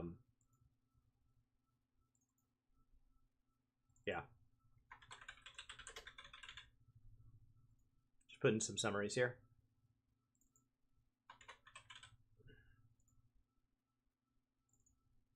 PvP and social. All right. Try to put some summaries so that we can go back and summarize these together at the end. Second, Yoshida was asked about adding a central party finder so that players don't have to visit different worlds or data centers for certain types of content. All right. So what's happening right now is we have the ability to jump. First, we could jump servers within our data center, and then we could jump data centers. And there's talk about being able to jump regions. And this allows, like, imagine you meet somebody at work or through a friend, and they play Final Fantasy XIV. And you're not going to, like, leave your raid team and all that to play with them, but you want to run a dungeon with them. If they're not on the same server and all servers are isolated, there's nothing you can do. But as we've connected these, it's kind of brought all that together, which is really nice. And until we get to a point where games can support one giant mega server and just handle it, there's still always going to be like a social element to that. Yes, currently we can jump to Oceanic from anywhere. So we can all meet on Oceanic. They're testing it. So it looks like cross-region play is the long-term goal. But what that results in is when there's a community that wants to have a selection of players and does not have an unlimited amount to choose from now, they group. So you should have like one server where we all meet to do PvP. That way when you hit PvP queue, it's really fast because we're all in the same place. Or one server where all of the Savage progression is going on for Party Finder. That way there's a lot of players and a lot of parties, so there's constantly somebody at your prog point that is looking for your role at the time that you want to play, ready to go right now. So it's benefiting people on their ability to just jump into the content, but it's removing that small community element that was there before where you see names that you recognize. And yeah, it may be inconvenient that you could only play at a certain time, but like as soon as you adjust that in your life, like you get something back. So it's the difference between like when you're a little kid and you're in elementary school and you go to every class with the same kids and you get to know those kids really well, and you get to something like college where it's different kids in every class and you're just a member of a very, very, very large community and you're just kind of doing your own thing. There's a lot of benefits to being part of that larger structure, but you lose something that when it was local you gained. Easier to avoid the people you didn't like, harder to discover the people that you've truly enjoyed spending time with. The best man at my wedding I've known since 3rd grade. You know, I still see him regularly because while we both have moved away at various points in our life, now we both live in the Dallas-Fort Worth area, so we still get lunch sometimes and we talk all the time. And he's not necessarily somebody I would have chosen as a friend if I met him today, just because like we lead very different lives. He works in a different field than me. He's got kids I don't. He lives in a different part of the Metroplex, and you know, so I wouldn't just naturally end up there. Our political views differ, our religious views differ, our societal like leanings differ. You know, we're just two different people. But what connects us is that we've known each other a very long time. So, like, there's something special about that. Like, that if I got to meet everybody in the world and pick somebody who more aligned with what I want at this point in my life, like, yeah, that might be really comfy.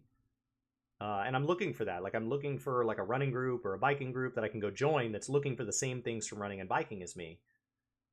But like, you're giving something up to get that. And so I think as we move to Central Party Finder, there is going to be an element of the game that we're giving up. We're getting something back, but it's just a trade-off. We're going to get some pros. We're going to give up some things. And that's just going to be the nature of it. While he's aware of the request, he argues that this is the natural evolution of allowing data center visitation. Players want to explore different culture across different centers, and the team doesn't want to completely eradicate every aspect of data center identity. It's a project that's still on the table for the future, he said, but maybe wait a few years for that one.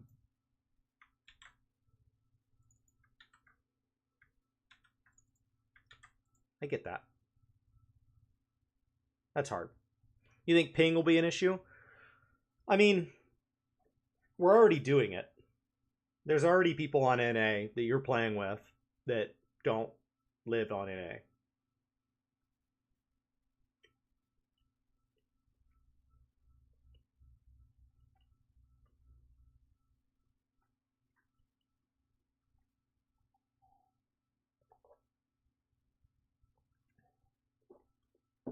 It's fairly common.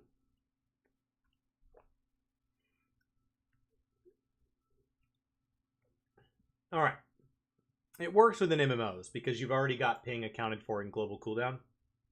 So it's not perfect, but like there are already people that play on crappy hardware and crappy internet. So people that play, you know, on decent hardware and decent internet from another region keep up just fine. I don't know that I'd try to play, you know, JP on a potato connected by carrier pigeon, but yeah. Chris outplays me in Savage. I mean, there's people that do world first rating across the pond in WoW. All right. When asked about the low-level skill experience, Yoshida explained that the rate of skill acquisition and the distribution at lower levels is actually always being considered. Is that the question?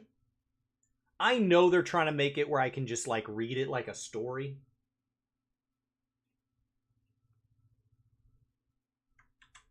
So the question is, when asked about the low-level skill experience, English teachers out there, just let that wash over your whole body.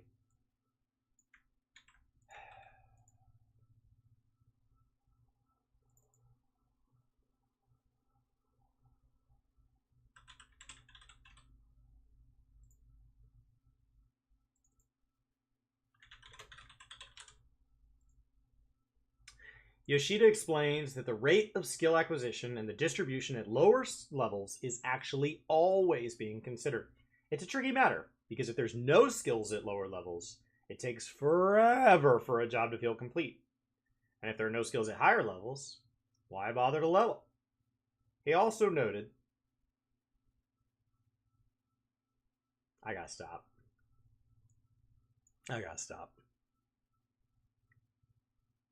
Do we level only to get skills?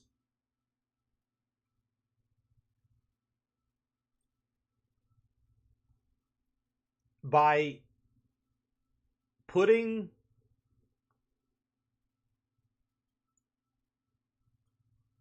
a complete class at max level, we have guaranteed that MMO development results in an end game, end level mentality, which inherently makes leveling a chore.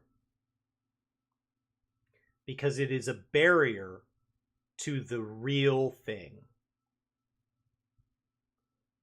So, when you think about D&D, which is where these games kind of came from,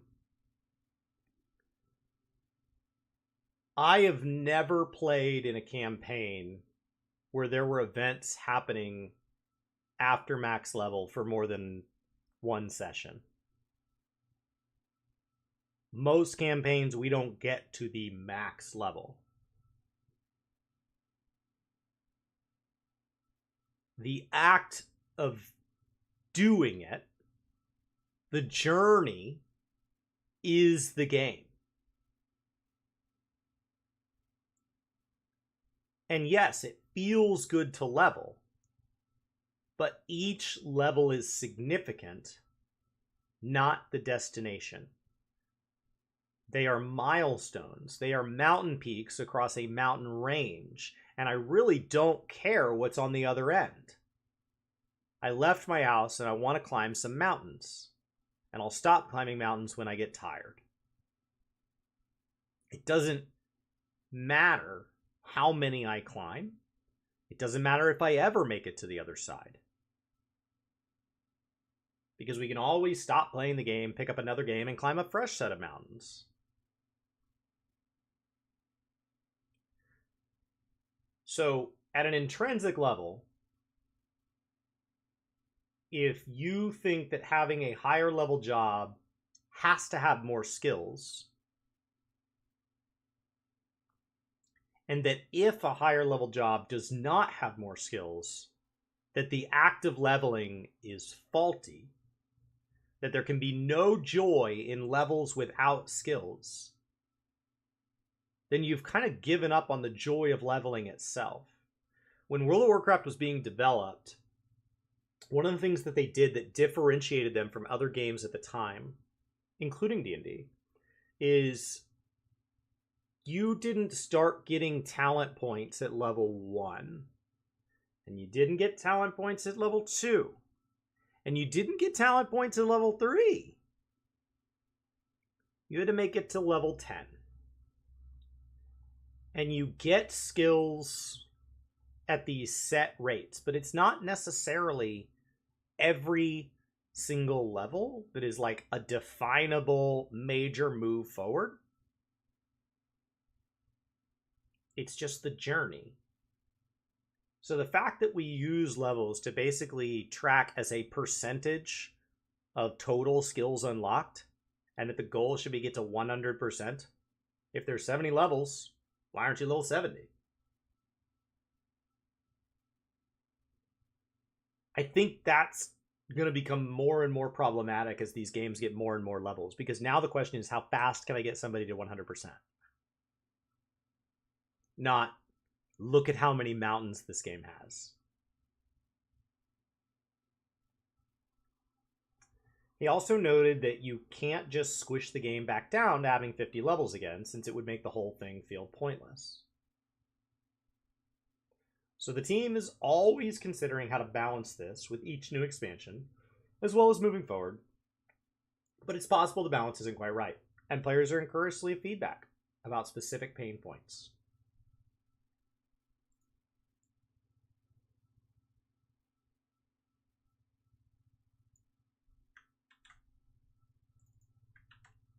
It means level doesn't matter. In WoW, in 14, in Guild Wars, level doesn't matter. Because you're going to be max level relative to the total number of play hours you're going to put in this game. You're going to be max level all of it. Like, the percentage of time leveling is just so tiny. And the joy and value of knowing your class during those levels. Like, in classic WoW, do you remember when there would be interviews with celebrities and they'd be like, I'm a level 47 dwarf. And everybody'd be like, yay! They play WoW, yay! There was a time when that was okay. And now, if somebody says, I play that game, I'm like almost max level, the general community response can just be like, oh, so you don't play then? Like, I guess I thought you said you played the game, but like, if you're not max level, do you? I would love to have a game that takes 2 weeks to hit max level. And not because I'm dilly-dallying. Like 2 weeks to max level is a decent clip. 1 week world first. Give us 6 months for casuals. That's the task. I'm having fun.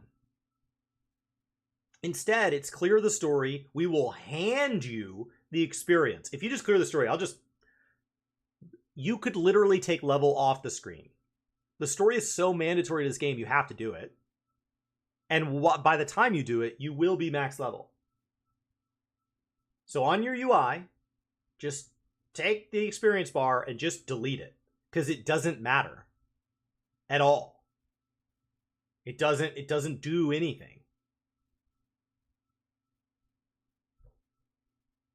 on your first and primary class, it does not matter. It's a useless metric.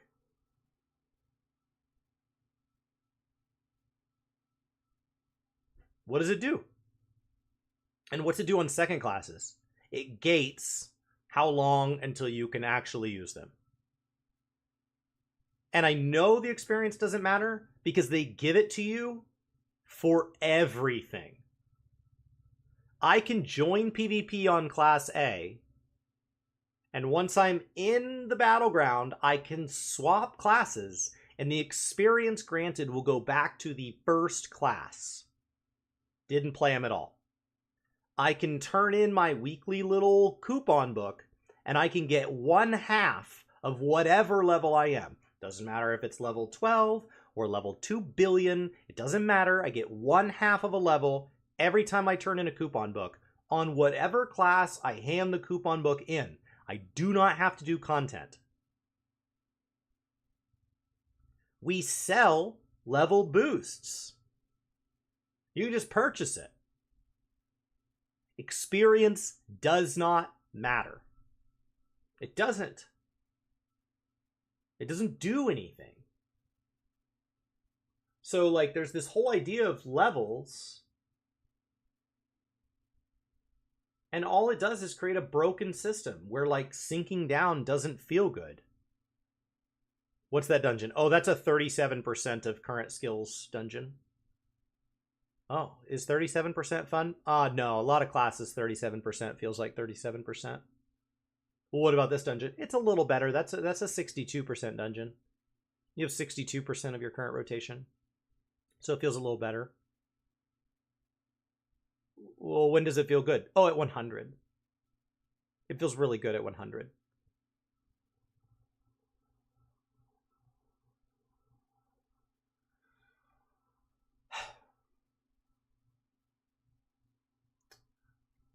Are there any lore quests players should embark on before Dawn Trail?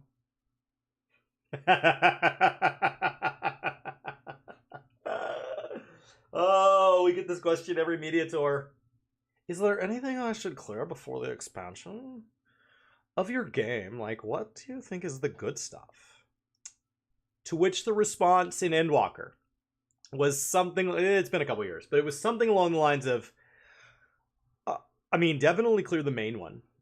And then probably, like, all the raid quests that would tie into the expansion. So, like, maybe all of them. I'll name a few, but, like, all of them. And then, like, some people like the Alliance raid quests. So you could do, like, all the Alliance raid quests. And then, like, because they tie in and they are finite, so you could kind of finish them up. You know, there's some class quests that, like, a lot of the times, like that's where the writer of the main story came from, was a class quest writer. So, like, maybe clear their class quests, and then some people like the other class quests too. And then, like, the tribal quests was really important. So, like, I would recommend definitely doing, like, some of the tribal quests. And then, like, I think you'll find that, like, some of the side quests really flesh things out. So there are players that we hear really like some of the side quests. So, you know, like, maybe just, like, all of them.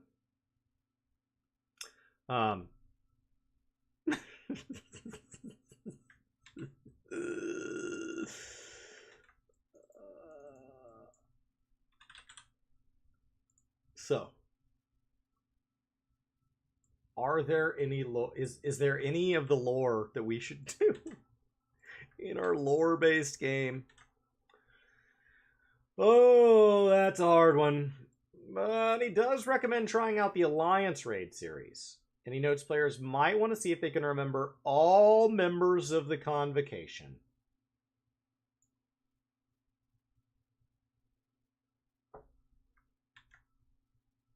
We have not met all members of the Convocation, right?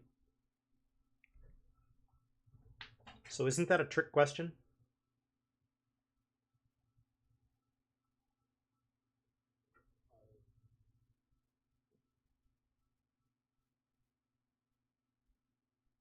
That's better than the Endwalker answer. The Endwalker answer was clear all of it.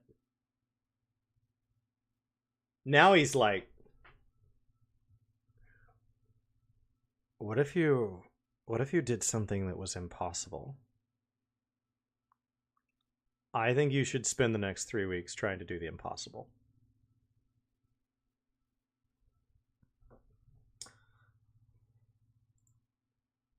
Fantastic. I don't want to spoil anything.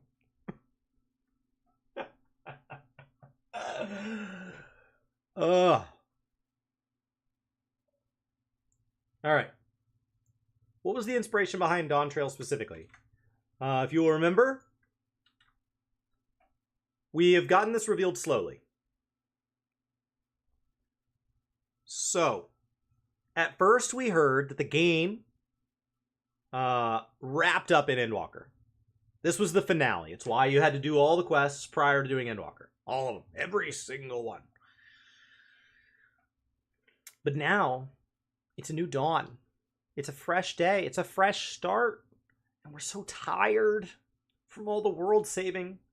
So we're just going to like relax, chillax outside of school. We're just going to hang out by the beach. Just going to get on a boat. Just take a little vacation. Little tour. No big deal. And then, a little further, might have even been within the same presentation, where we're doing the tour, there's like really cool people there. And we're going to like meet them and hang out with them, you know?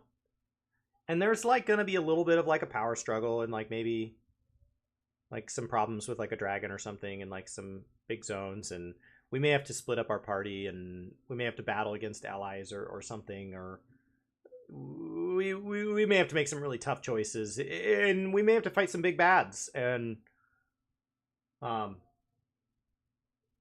it's just a typical MSQ. Like, it just kind of spiraled out of control. Obviously, the developers have mentioned the summer vacation idea many times. But even more importantly, the developers did not want to send their players right into another world-shattering story. They wanted to have something different to avoid serial escalation. I would love to know Yoshi P's exact words on that. Because there are occasionally times where he throws like the world's biggest shadow. And it's just like, oh, did that shade get you? Like, oh my god. Ugh. You know? He did not say this, but it would be similar to him saying like, we find it easier to react to and get to know our community and try to leave something as a surprise for them, but even as a surprise for ourselves. And that's why we here at Final Fantasy XIV wouldn't want to do something like name the next 3 MMOs in advance. Like that, I don't think that would be the sort of thing that would be a good fit for us. He did not say that, but that is the kind of things that Yoshi P will do. It's just like a subtle, like,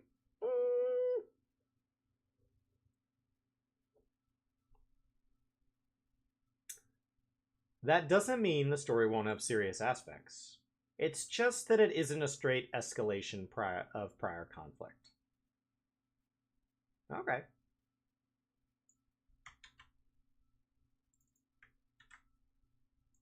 think that's the same answer we've been getting. I don't think there's anything new there.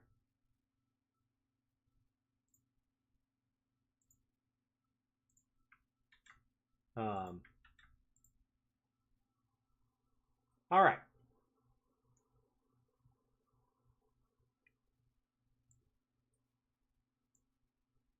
The Flareon says, just remember that everything that's been said and shown so far is the least spoiler content.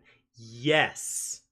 Last time we got to see Garlemald prior to the expansion, and people were like, why would you show us that? What are you doing? You can't show us Garlemald. I was really looking forward to that being a big reveal. And Yoshi P said, I didn't show you anything that will spoil the story.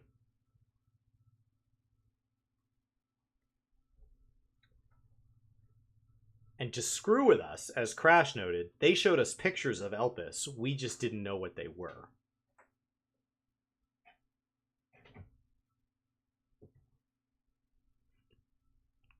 Like, and this is a zone. We're like, oh, that's nice. And we just moved on. Like, nobody was most looking forward to going to that place. And now, if that had been the zone that had given us Lahi, it would have been the greatest zone in the entire game in everybody's mind. Many people like Elpis. It's my personal favorite, but there are other reasons to like other places. But had Lahi first come out in Elpis, that's it. It would have been the ultimate zone. When asked about consolidating gear sets,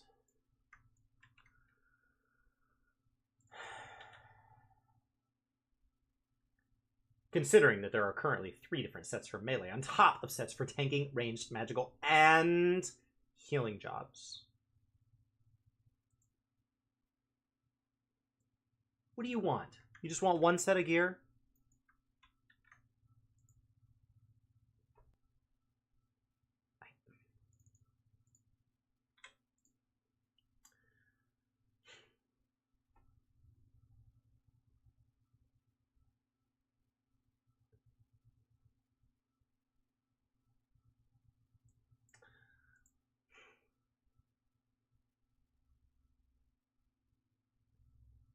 All right. Yoshida explained the devs are always looking into that.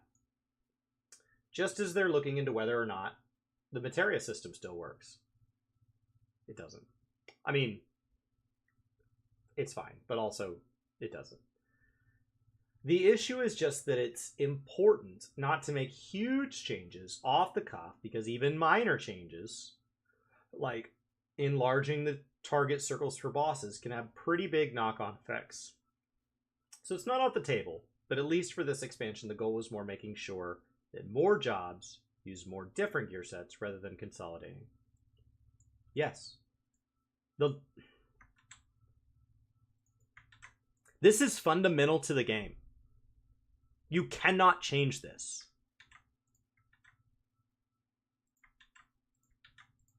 Let's talk about why.